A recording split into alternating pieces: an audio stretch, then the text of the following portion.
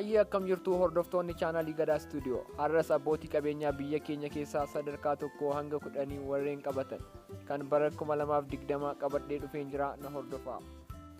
Sadarkaa 10ffaa irratti kan argamtu Suwaaraa Ismaa'eel Kaan jedhamti. Gaanfa Afrikaa keessatti daldaltuu jimaa beekamtuudha. Walumaa galatti qabeenyi isheen qabdus doolaara miiliyoona 200tti tilmaamama. Salgaffaa irratti kan argamu ammoo Iyyoob Maammoo kan jedhamu yoo ta'u, dhaabbata raabsa boba'aa keessaa kan hojjetudha.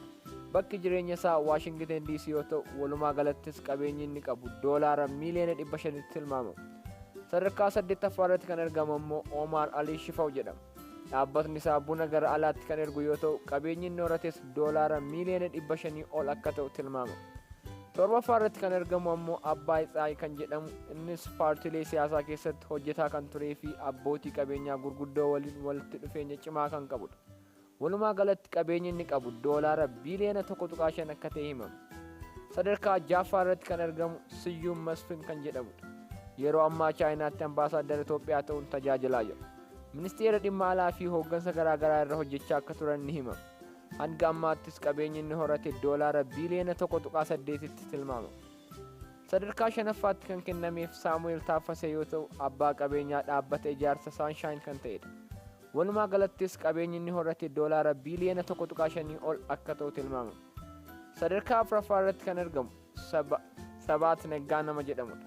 Paartiilee siyaasaa garaa garaa keessatti erga bahanii qabeenyi isaanii gadi bu'aa yoo dhufeyyuu qabeenyi inni amma qabu doolaara biiliyoona 2 akka ta'e tilmaamama.